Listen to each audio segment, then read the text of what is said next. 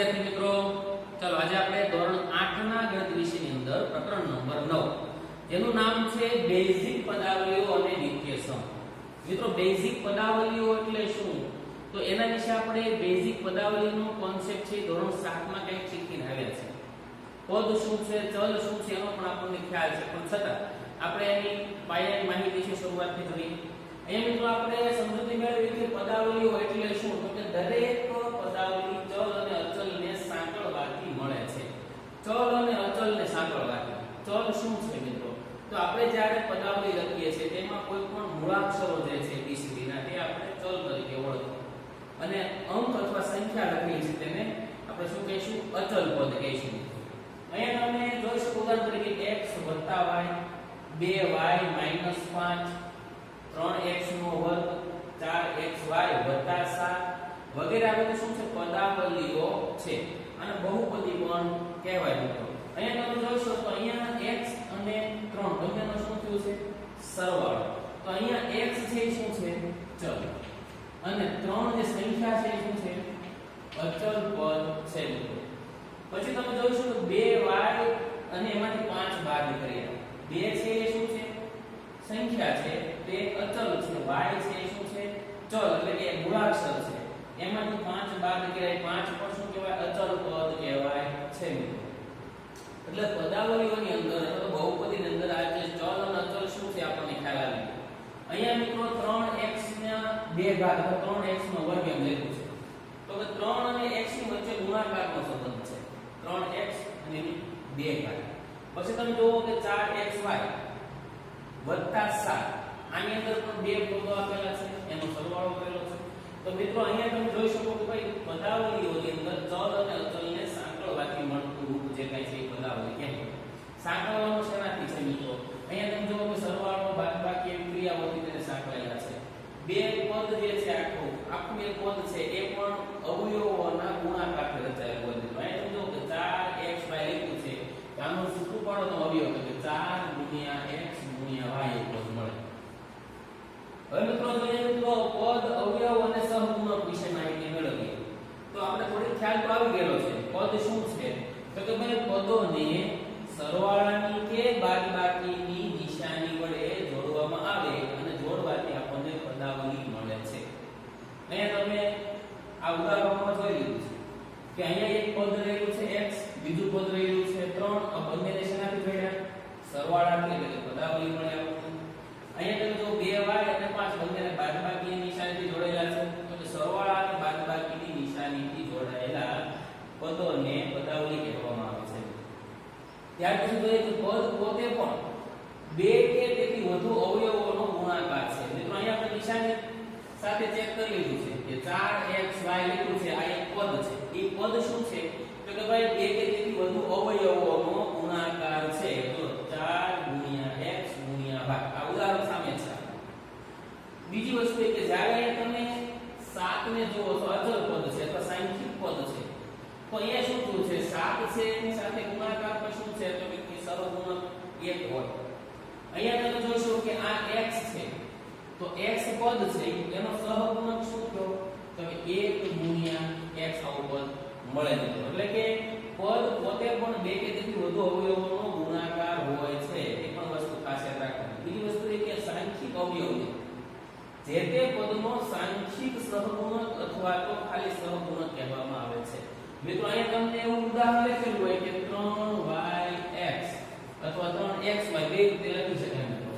એનો વર્ગ -4mnp આવું લખ્યું છે. તો અહીંયા જે 3 છે એ x yx વર્ગનું સહગુણક થયો 3. અહીંયા mnp ની સાથે 4 ગુણાકારમાં છે. તો mnp એનો સાંખ્યિક સહગુણક શું છે? તો કે આ 4. તો આ રીતે તમે અહીંયા પણ આકૃતિમાં આ વર્ગમાં જુઓ તો કે આ 3 છે શું છે? તો સાંખ્યિક સહગુણક અથવા તો x વર્ગનો સહગુણક છે. એટલે મિત્રો અહીંયા આપણે જે સમજીએ પદ એટલે શું? તો કે ભાઈ લઈ લો એક અને બીજું આ બંને શું છે? પદ. અવયવ શું છે મિત્રો? તો અવયવ એટલે કે પદ જે છે એક અથવા બે થી વધુ અવયવોને થી જોડાઈને બનેલો હોય છે. તો આપણે એ પણ સમજી લીધું. અવયવોનો ગુણાકાર હોય. પછી મિત્રો શું જોવાનું? સહગુણક.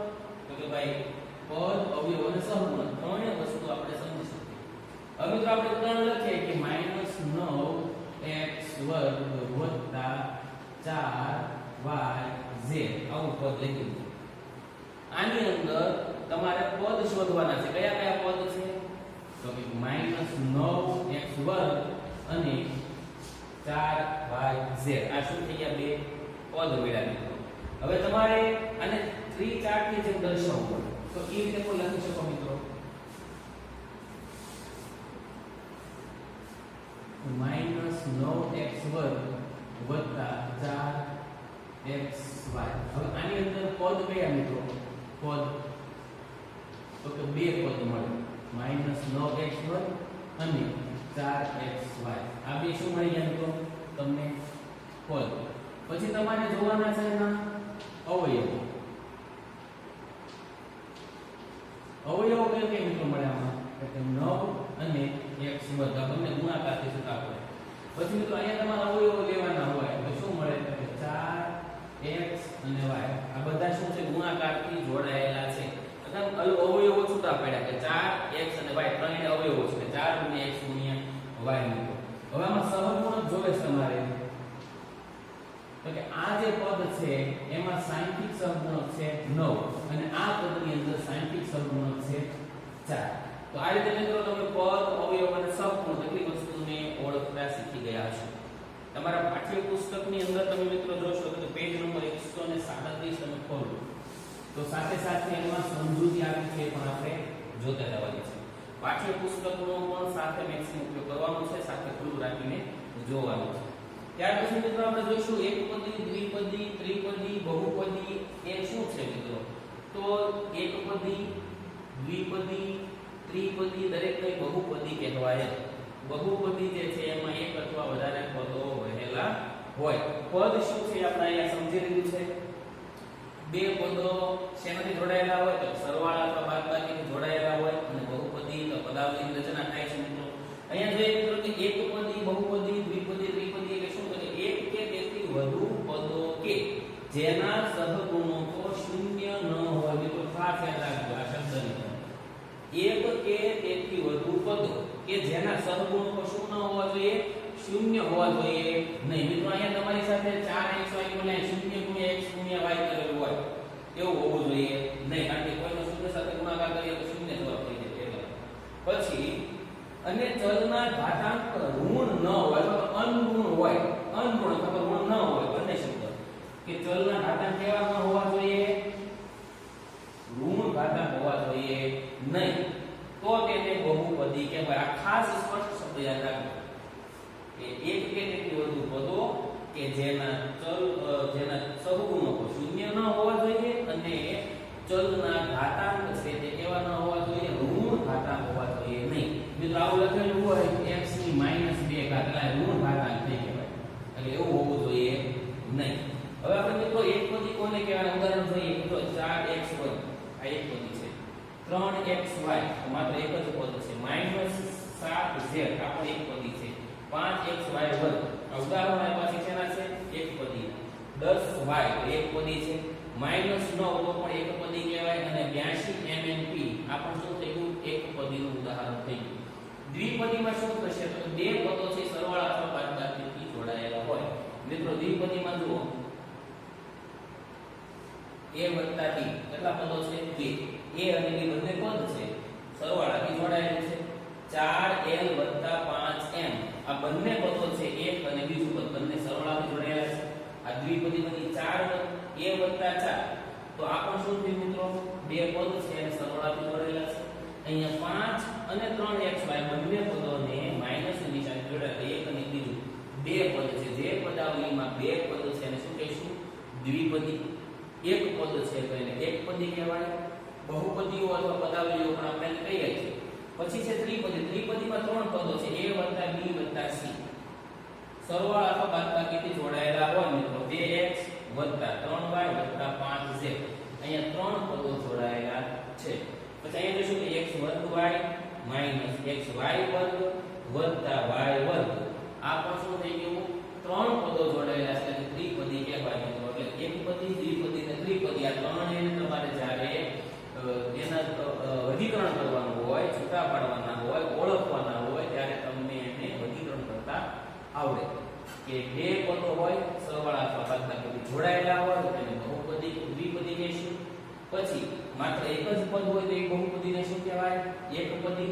અને ત્રણ પદોથી જોડાયેલી હોય એ બહુપદીને ત્રિપદી કહેવાય. ત્રણ થી વધારે અનંત ઘણા બધા પદોમાં જોડી શકાય એને બહુપદી આપણે કહેવાય. પછી એને ચાર પદી, પાંચ પદી એવા નામ દેવાની જરૂર રહેતી નથી મિત્રો. એટલે આપણી જે પ્રકરણની અંદર આપેલી જે પાયાની માહિતી છે તમારા પાઠ્યપુસ્તકમાં સ્પષ્ટ લખેલી છે એને પણ તમારે સમજવી પડશે. આપણે પદાવલી કોને કહેવાય? પદ, અવયવ અને સહગુણક શું છે એની પણ માહિતી મેળવી. એકપદી, દ્વિપદી, ત્રિપદી અને બહુપદી શું છે એની પણ માહિતી મિત્રો મેળવી. હવે મિત્રો મુદ્દો જોવાનો છે આપણે સજાતીય અને વિજાતીય પદો વિશે કે સ્વાધ્યાયની ગણતરીમાં અથવા દાખલાની ગણતરીમાં તમને આ ટોપિક જે છે એ ખૂબ જ ઉપયોગી થવાનો છે. સજાતીય પદો એટલે શું મિત્રો? તો કે જે પદોમાં ચલ સમાન હોય અને સમાન ચલના ઘાતાંકો પણ સમાન અથવા સરખા હોય તેવા પદોને સજાતીય પદો કહેવાય છે. શું કરવાનું? તો કે ચલ કેવા હોય? સમાન. અને સમાન ચલના ઘાતાંક પણ કેવા હોવા જોઈએ? સરખા. એટલે કે ચલ અને ચલનો ઘાતાંક બંને સરખું હોય તો તે સજાતીય પદ કહેવાય. એનાથી વિરુદ્ધ કે ચલ સમાન ન હોય અથવા તો સમાન ચલના ઘાતાંક અસમાન હોય તેને વિજાતીય પદ કહેવાય. મિત્રો આપણે જોઈએ કે જે પદોમાં ચલ અસમાન હોય અથવા તો સમાન ચલના ઘાતાંકો સરખા ન હોય તો તેવા પદોને વિજાતીય પદો કહેવામાં આવે છે. અહીં મિત્રો આપણે જોઈએ કે પદાવલીઓ આપણે આપી છે, અવલોકન કરીએ અને એને આપણે સજાતીય અને વિજાતીય પદોમાં વર્ગીકરણ કરવાનું હોય તો ખ્યાલ આવે. મિત્રો અહીં તમે જોઈ શકો કે એક પદ આપ્યું છે 7x, પછી બીજું પદ છે 14x. અહીંયા બંનેની અંદર ચલ કેવા છે? સમાન. ચલ સમાન છે, ઘાતાંકમાં કાઈ લખ્યું નથી એટલે બંનેને એક એક ઘાત એટલે ઘાતાંક પણ કેવી થઈ ગઈ? સમાન. તો કે ભાઈ 7x અને 14x આ બંને કેવા થઈ ગયા? સજાતીય પદ થયા. તમે 7x અને -13x ને પણ જોડી શકો કે 7x અને -13x આ બંને પણ કેવા થયા? સજાતીય પદ. અથવા તો 14x અને -13x બંને પણ સાથે લખી શકો સજાતીય પદ કહેવાય. પછી તમે જોશો મિત્રો કે અહીંયા x છે, અહીંયા પણ x છે પણ એની માટે બે ઘાત છે, અહીંયા બે ઘાત નથી.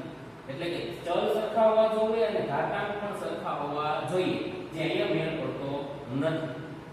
પછી જો અહીંયા y વાળું પદ છે તો અહીંયા 7y છે, અહીંયા 7xy છે, તો અહીંયા x નથી એટલે કે અહીંયા સરખા ચલ નથી. પછી આગળ જોઈએ તો 9 9y નો વર્ગ, તો અહીંયા y વાળું પદ ખરું પણ અહીંયા y ના વર્ગ વાળું પદ છે એટલે જે સમાન નથી. ત્યાર પછી આગળ જોઈએ તો અહીંયા તમને મળે છે -9x વર્ગ. આ પદ જો બંને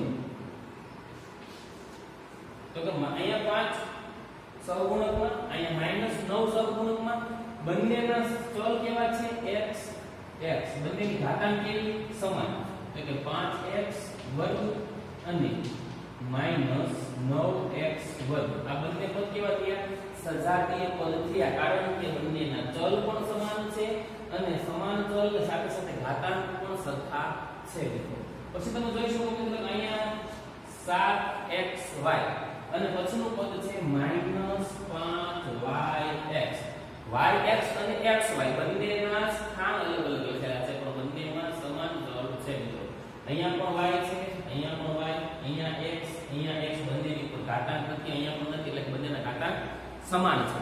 તો અહીં તમે લખી શકો કે 7xy અને -5yx આ બંને પણ કેવા થયા? સજાતીય પદ થયા મિત્રો. હજી તમે જો અહીંયા તમારી પાસે 7y લખ્યું છે, અહીંયા 9 -9y, તો -9y માં y આપેલો છે, 7y ની અંદર પણ ચલ y છે, બંનેના ચલ કેવા થયા? સમાન. તો અહીં તમે લખી શકો કે 7y અને -9y આ બંને પદો કેવા થયા? સમાન પદ વાળા, સમાન ચલ વાળા, સમાન ઘાતાંક સજાતીય પદ થયા. મિત્રો તમને ખ્યાલ આવી ગયો છે કે સજાતીય પદો કોને કહેવાય. હવે મિત્રો વિજાતીય પદો કોને કહેવાય? જે સજાતીય નથી તે, એટલે કે ચલ સમાન ન હોય.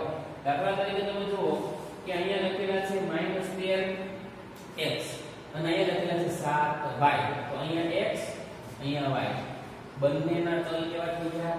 અસમાન ચલ થઈ ગયા. આપણે લખી શકાય કે ભાઈ -13x અને 7y આ બંને કેવા છે તો વિજાતીય પદ છે. બીજું કે જો સમાન ચલ હોય તો કે ચલ સમાન એટલે કે 7x આ લીધું પદ અને અહીંયા રહેલું પદ બીજું આગળનું જોઈએ આ અને 5x વર્ગ જો ચલ સમાન હોય પણ ઘાતાંક સરખા ન હોય જો ચલ સરખા x x ઘાતાંકમાં અહીંયા કાઈ નથી એટલે 1 છે અહીંયા 2 ઘાતાંક ચલ સરખા હોય ઘાતાંક સરખા ન હોય તો પણ તે વિજાતીય પદ કહેવાય.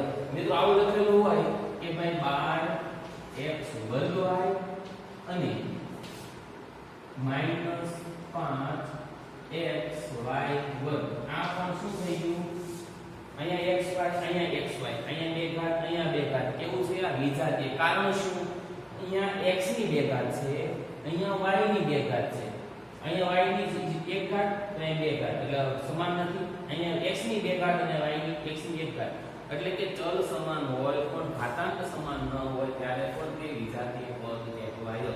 જ્યારે સરવાળો બાદબાકી કરવાનો હોય પદોનો ત્યારે સજાતીય પદોનો સરવાળો બાદબાકી થશે. મિત્રો ખાસ યાદ રાખજો. એટલે સજાતીય અને વિજાતીય આ બંને પદાવલી જે કાંઈ છે એની આપણને ઓળખ હોવી ખાસ જરૂરી છે.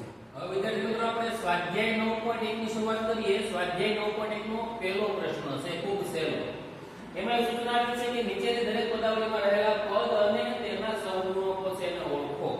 મિત્રો અહીંયા તમને જે પદાવલી આપી છે 5xyz નો વર્ગ -3zy આ પદાવલીની અંદર રહેલા પદો કયા કયા છે તો બે પદ આપેલા છે. તો કે પદો આપેલા છે 5xyz નો વર્ગ અને બીજું પદ છે -3zy. ખાસ યાદ રાખજો અહીંયા માઈનસ ની નિશાની સાથે જોડાણ થયેલું છે એ માઈનસ ની નિશાની પછીના પદ સાથે જોડાયેલી લીધે એટલે -3zy એમ આપણે એનું ઉચ્ચારણ કરીએ એટલે નિશાની ભૂલવાની નથી. આ બે પદ છે મિત્રો. આ બે પદની સાથે તમે જોશો તો સહગુણકો કયા કયા છે. પહેલું પદ હતું 5xyz નો વર્ગ એમાં સહગુણક શું છે તો કે 5. બીજું પદ છે -3zy તો આ પદની અંદર જે સહગુણક છે -3 નિશાનીનું ખાસ મહત્વ છે યાદ રાખજો. પછીનું બીજું આપેલું છે પદાવલી તો કે 1 x નો વર્ગ આમાં ત્રણ પદો આપેલા છે. ત્રણેય પદો સરવાળાથી જોડાયેલા છે. તો કે પદ કયા કયા 1 x અને x નો વર્ગ ત્રણ પદ કયા સહગુણકો શું મિત્રો તમને પહેલા પણ વાત કરી કે જ્યારે કોઈ પદાવલીની અંદર કોઈ સાંખ્યિક સહગુણક દર્શાવેલો ન હોય અથવા કોઈ સહગુણક દર્શાવેલો ન હોય ત્યારે તેમનો સહગુણક 1 હોય છે યાદ રાખજો. અહીંયા મિત્રો પહેલું પદ છે 1 એનો સહગુણક શું તો કે 1 જ છે. બીજું પદ છે તો કે પ્લસ સરવાળા નિશાની ન દર્શાવીએ સરવાળો હોય ત્યારે ન દર્શાવીએ તો ચાલે પણ ઋણ નિશાની હોય ત્યારે ફરજિયાત તમારે દર્શાવવી પડે. તો કે x નો સહગુણક પણ 1 અને આ જે ત્રીજું પદ છે x વર્ગ તેનો સહગુણક પણ 1 છે મિત્રો. પછી ત્રીજી પદાવલી જોઈએ 4x વર્ગ y વર્ગ -4x વર્ગ y વર્ગ z વર્ગ વત્તા z વર્ગ આ ત્રણ પદો વાળી પદાવલી છે. તેમાં પદ કયા કયા તો કે પ્રથમ પદ 4x વર્ગ y વર્ગ બીજું પદ માઈનસ નિશાની સાથે -4x વર્ગ y વર્ગ z વર્ગ અને છેલ્લે પ્લસ z વર્ગ અથવા તો ખાલી z વર્ગ લખાય.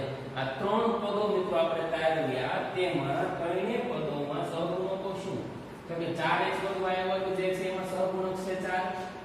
પછી આ નિશાની માઈનસ ની પાછી આ કેવડાઈ દે -4x વર્ગ y વર્ગ z વર્ગમાં સહગુણક શું છે તો કે -4 અને બીજું પદ છે પ્લસ z વર્ગ અથવા તો ખાલી z વર્ગ કહીએ તેમાં સહગુણક છે 1.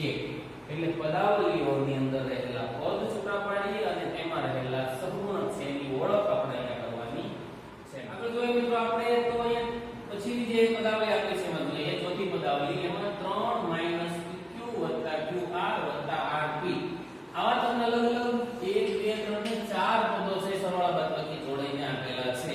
એમાં આપણે જોઈએ કે પદ કયા કયા છે 3. બીજું પદ છે માઈનસ સાથે લેવાનું યાદ રાખવાનું -pq પછી પ્લસ માં છે લખવાનું જરૂરી qr અને rp આ ચાર પદ અલગ અલગ છે. એમાં સહગુણકો જોઈએ મિત્રો કે સહગુણક પેલો પદ છે 3 તો 3 નો સહગુણક 3 પોતે જ છે એટલે કે 3 માં 3 જ રહેશે. -pq નો સહગુણક શું છે તો અહીંયા માઈનસ ની નિશાની છે એટલે તેનો સહગુણક કેવો હોય તો કે ભાઈ ચલ છે એની સાથે કોઈ સહગુણક દર્શાવેલો ન હોય ત્યારે સહગુણક શું હોય 1 જો ઋણ નિશાની સાથે હોય તો ઋણ 1 લખવાનું હોય અને QR લખ્યું છે ધન પૂર્ણાંક છે એટલે ધન નિશાની સાથે જોડાયેલું છે એટલે શું થશે ખાલી 1 RP નો સહગુણક 1 કારણ કે અહીંયા છે સરવાળા સાથે પદ જોડાયેલું છે એટલે ખાસ યાદ રાખો જ્યારે અચળ પદ આપેલું છે તો તે પોતે જ સહગુણક તરીકે રહેશે હવે જોઈએ મિત્રો પાંચમું ઉદાહરણ પાંચમી પદાવલીમાં x ના છેદમાં 2 વત્તા y ના છેદમાં 2 માઈનસ xy એટલે x દુત્યાંશ પ્લસ y દુત્યાંશ માઈનસ xy આપેલું છે એમાં ત્રણ પદો કયા કયા તો કે x ના છેદમાં 2 y ના છેદમાં 2 અને માઈનસ xy માઈનસ નિશાની પાસે યાદ રાખવી પડશે મિત્રો તો કે સહગુણકો શું તો કે x ના છેદમાં 2 છે એને કોની વડે ગુણવું હોય તો કે 1 દુત્યાંશ વડે ગુણો તો મિત્રો x ગુણ્યા 1 દુત્યાંશ કરો એટલે શું થશે x એકા x અને છેદમાં શું આવ્યું 2 એટલે એનો સહગુણક શું થયો 1 દુત્યાંશ એ રીતે y દુત્યાંશ છે તો કે y ના છેદમાં 2 નો સહગુણક પણ શું મળે 1 ના છેદમાં 2 દુત્યાંશ છે એ આનો સહગુણક મળ્યો અહીંયા ઋણ નિશાની છે મિત્રો એટલે કે ઋણ xy આપેલું હોય ત્યારે એનો સહગુણક શું થયો -1 ખાસ યાદ રાખજો પછી મિત્રો જોઈએ પદાવલી તો પદાવલી અંદર 1 2 અને 3 પદ આપેલા છે પદ કયું પહેલું તો 0.3a 0.6ab અને 0.5b આ ત્રણે ત્રણ પદમાં સહગુણક શું પહેલું પદ છે 0.3a નો સહગુણક છે 0.3 -0.6ab નો સહગુણક છે -0.6 નિશાની ખાસ યાદ રાખી જવાની સાથે સાથે અને 0.5b નો સહગુણક છે 0.5 મિત્રો તમારા પાઠ્યપુસ્તકની અંદર પ્રશ્ન નંબર 2 એવો આપ્યો છે કે નીચેની બહુપદીનું એકપદી દ્વિપદી ત્રિપદીમાં વર્ગીકરણ કરો કઈ બહુપદી ઉપરોક્ત ત્રણમાંથી એક પણ પ્રકારમાં બંધ બેસતી નથી માત્ર દ્વિપદી ત્રિપદી અને એકપદી આ ત્રણમાં વર્ગીકરણ કરવાનું છે પ્રશ્ન નંબર બીજો તમને લગભગ 100% જાતે કરતા આવડે કારણ કે આ વિડિયોની શરૂઆતમાં આપણે તેની ઓળખ કેમ કરવી એ શીખેલા છે તો પ્રશ્ન નંબર 2 છે તમારે જાતે આખી પ્રયત્ન કરવાનો છે પ્રશ્ન નંબર 3 અને 4 એ પ્રશ્નની અંદર આપણે સરવાળા બાદબાકી જે કંઈ કરવાના છે બહુપદીના તે નિયમ સાથે શીખીશું તો હવે મળીએ ત્યારે આપણે મિત્રો સ્વાધ્યાય છે એને આગળ વધારીશું આ પ્રશ્નો જે નંબર 1 સુધી શીખ્યા છે અને પાઠ્યપુસ્તકમાં આપેલા ઉદાહરણો અને પાયાની માહિતી તમારે વાંચીને સમજતી રહેવાની છે ચાલો મળીએ ત્યારે હવે આગળ અભ્યાસ